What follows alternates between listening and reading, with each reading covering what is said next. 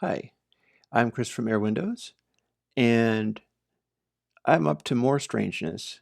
This is a plugin called Byte, and this is also in active development. I'm figuring once I actually put it out, it is going to have your usual output level and dry wet controls, all that kind of thing. In fact, it could have the dry wet control instead of this. What you've got here is essentially, I may just leave it at this because this is nothing but a inverse dry wet control right there. There's no factor of increasing the amount or flavor of Byte. It's just a sort of black box that does its strange thing, and you can apply it or not. This is the dry wet control. So with that regard, I guess heck with the dry wet control, heck with the output level. Although I wonder about the output level. But rather than go on about that, I should just show it to you here. Got to turn down a little bit because Byte adds a certain amount of boost, like this.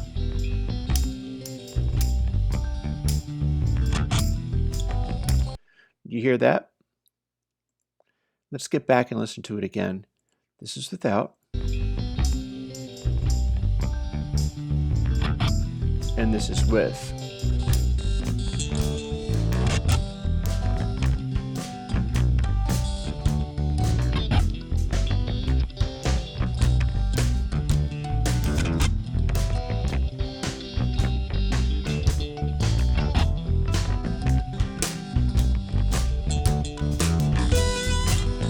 Now note that there isn't that big of a EQ difference. That's because this is not primarily an EQ.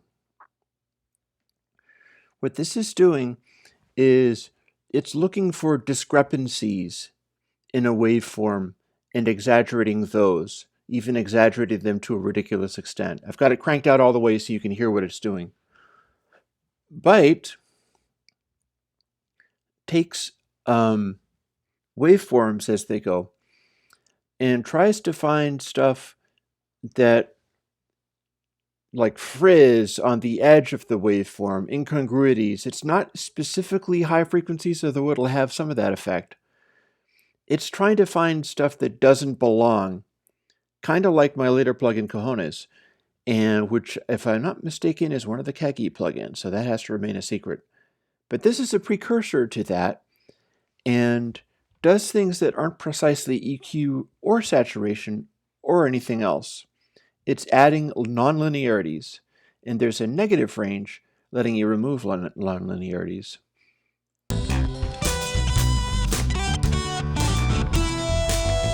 Hear the grind on that guitar?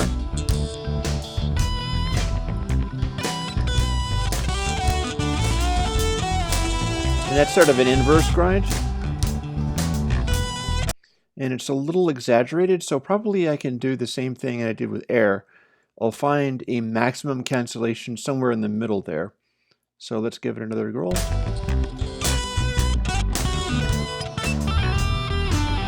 There. So there's my real tone, which is already very bitey.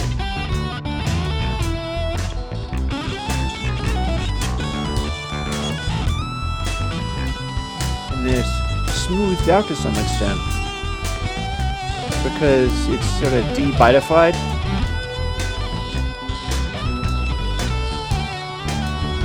And that's one way to do it, but understandably,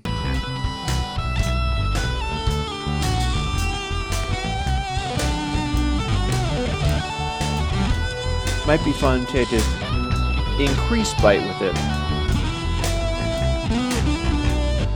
There's this gnarly quality about that. And of course we can exaggerate it really hardcore.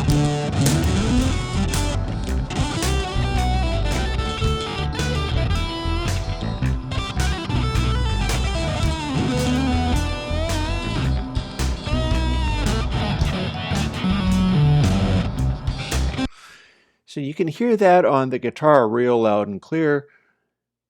Let's show it on something else, like this one that has percussiveness going on.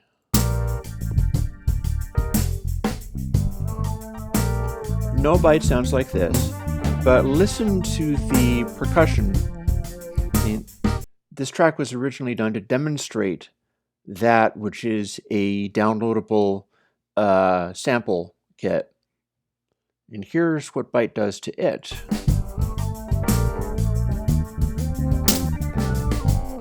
Now that hurt.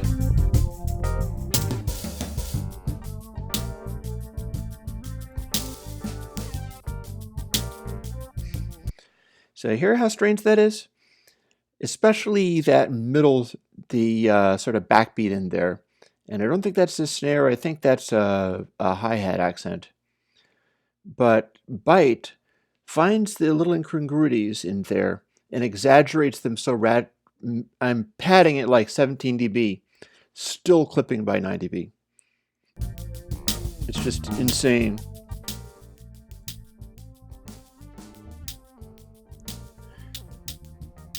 Yep, that's a tambourine. So Byte has the capacity of making some of these noises jump out real aggressively. See what happens inverting it. Also pretty aggressive. And yeah, you can't hear it now, but crank it.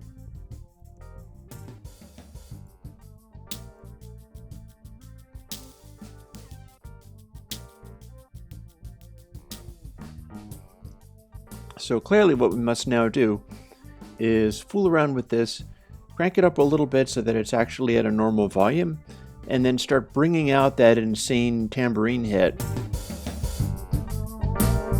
separately from everything else. Okay, that's too loud.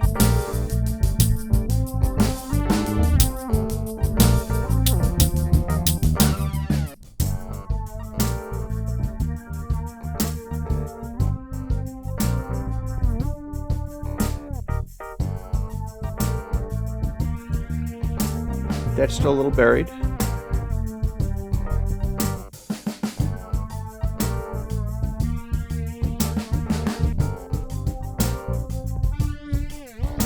And then let's try subtracting it if we can.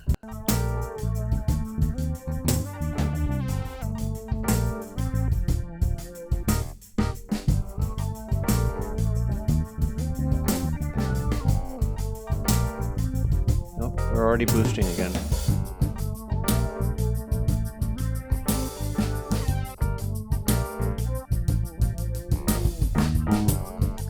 Yeah, this negative is clearly just for doing strange things by having an alternate way to apply the boost, because you can do this.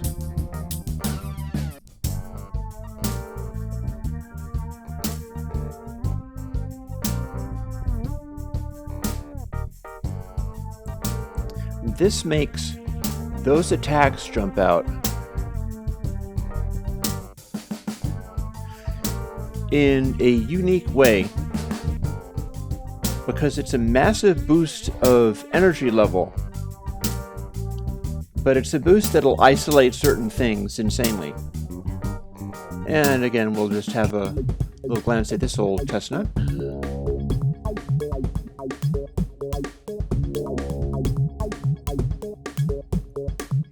And that's an interesting result. What we have here is, this is what it sounds like, and then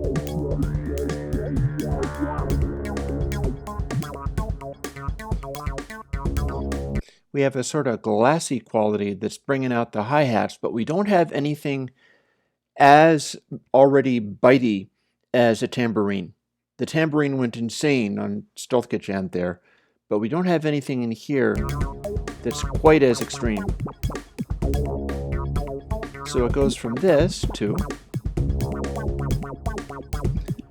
this sort of odd glassy attack, this jumping out and spiking things.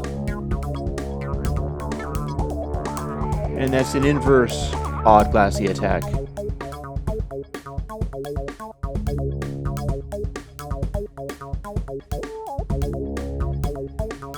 And there's the odd glassy attack just beginning to manifest itself. Now, the thing to bear in mind about byte and how it works is that byte is looking for irregularities in a waveform as it goes over, like the wave goes somewhere, and if there is a quirk in there, it'll exaggerate it insanely. What that means is that much like air, byte is also not a linear phase effect. Byte has an attack that is as fast as you want it to be, but because it is chasing the middle of a waveform and looking for irregularities, there's a softness, a slowness to it that doesn't exist with air, which is capable of really getting right on top of the front of a transient. Byte doesn't get on top of the front of a transient. You can hear that plainly with the tambourine here.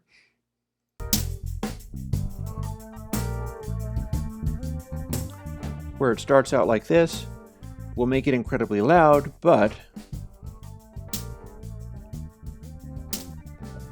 it sounds almost like a clap. It makes it sound like a hand clap. And of course, you could use it on a hand clap too. But that is sort of a splat rather than being a initial transient hitting you and coming forwards. And that's kind of interesting in its way. I mean, it's a horrible sounding noise. A lot of these things can be made into horrible sounding noises, but when used creatively, it's a different texture. And it's a different texture that accentuates the dynamics and hit of certain kinds of electronic percussion, or indeed regular percussion. But if you're using a regular percussion, what's bound to happen is, like in Stealth Kit Jam, certain of your hits are going to jump out insanely loud, because that's just the way this works. If there's an isolated hit that has slightly more bitiness, this will multiply it by several thousand, and it'll blast the top of the mix right off. But if you're working with electronic percussion, you can dial in how much this makes something stand out. And I'm convinced that that is going to be useful for people. There's going to be a handiness to it. Now, I think that I am actually going to have to put in an output level. Maybe what I'll just do is it'll be output level and the byte will be renamed to dry, wet, dry, and it'll just be like, okay, this is what you got kind of thing. Like if you killed the output level, then you'd be merging between this and attenuation, which would make some sense. But then as you can see, like this one, we have an incredible boost. So that one would take a great deal of attenuation from the output level, whereas this guy, not nearly as much. So it will require a output level control to set the level of the most extreme effect, and then you just kind of blend it using what's called byte there. And this is what you get while I'm still in the middle of developing the thing. Once you see it, it will have all of this stuff. But what you see right now is the inverse dry wet control labeled as byte. And I think I probably established, some demonstration of what you can do with this. And there's really a lot of usefulness. There are many electronic percussion sounds where you want them to sort of hit mid-rangey. You want them to create a effect kind of like this,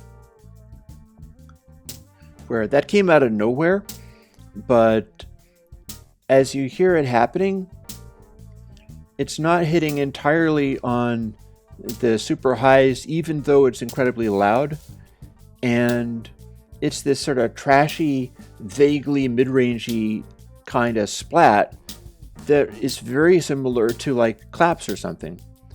It's like this becomes a turn tambourines into claps or turn claps into something else, or just fiddle with them, do the inverse thing to make them be even different from that. And it's another special case thing. It's another special case, like take a particular kind of sound and amp it up until it's beyond what you normally find with it. Here, I'll put this back again. And we stopped using that sound. We'll start using like here.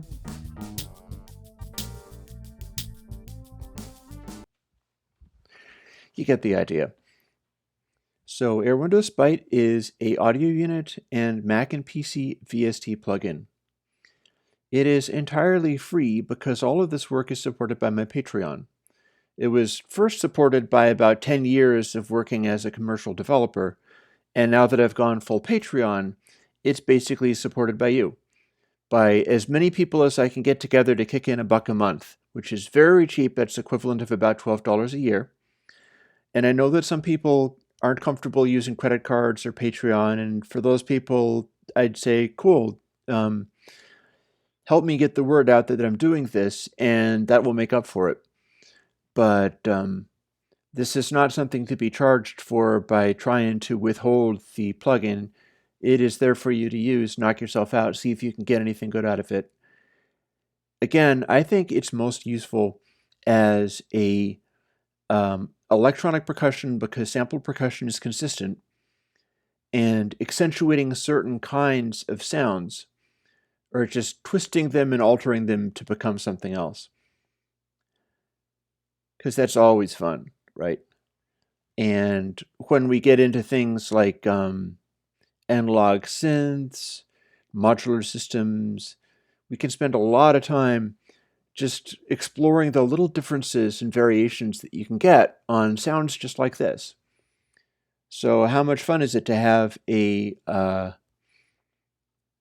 plugin where you can start exploiting some of those crazy effects and get effects even stronger than the real world allows you to get. And you've got it free. Hope you like it. Thanks.